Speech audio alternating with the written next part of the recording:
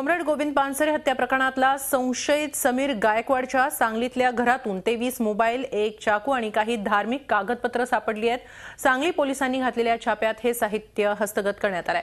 तर समीरचे नातेवाईक सुशील जाधव आणि श्रीधर जाधव यांना कोल्हापूर पोलिसांनी कर्नाटकमधून ताब्यात घेतलंय। दरम्यान समीर गायकवाडच्या आवाजाचे नमुने चौकशीसाठी गुजरातला पाठवण्यात आल्याची माहिती पोलीस महानिरीक्षक संजू कुमार यांनी दिली आहे। समीर चौकशीला सहकार्य करत नसल्याचंही कुमार यांनी सांगितलंय। झडती घेतली त्यामध्ये आम्हाला कुछ मोबाईल दिला आहे, त्याने मी ट्रॅक डाऊन करत आहोत, म्हणजे काय ट्रॅक करत आहोत। यांचे जे व्हॉइस सॅम्पल होता ते आम्ही गुजरातला पाठविला आहे मल्टीलेयर व्हॉइस अनालिसिससाठी।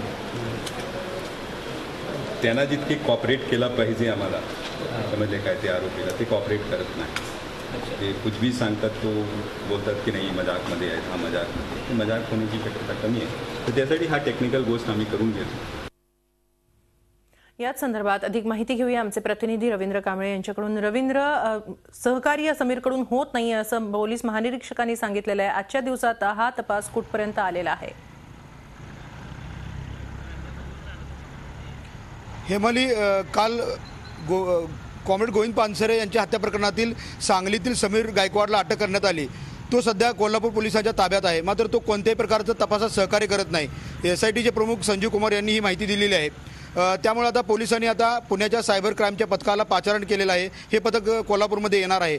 त्याचबरोबर याचे कॉल व्हॉइस रेकॉर्डिंग असेल ते सुद्धा गुजरातच्या प्रयोगशाळेला पाठवण्यात आलेलं आहे।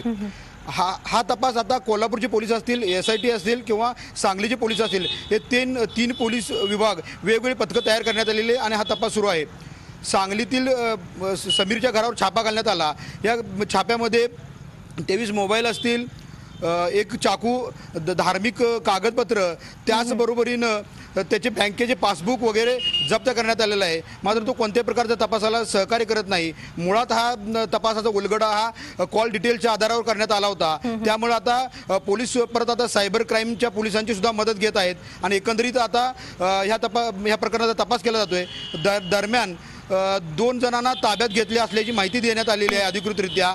सूत्रांच्या माहितीनुसार 5 जणांना ताब्यात घेण्यात आलेलं आहे, काल 3 आणि आज 2। मात्र अधिकृत माहिती ही देण्यात आलेली आहे की मुंबईतून एका महिलेला आणि कर्नाटकातून एका पुरुषाला ताब्यात घेण्यात आलेलं आहे। दरम्यान आज समीरचे आई आणि भाऊ हे कोल्हापूरमध्ये आले होते, त्यांची चौकशी करण्यात आली। त्यांनी सांगितलेलं आहे की समीर हा गेली 4-5 वर्ष झालं सांगलीमध्ये येत नाही, तो मुंबईमध्येच राहतो।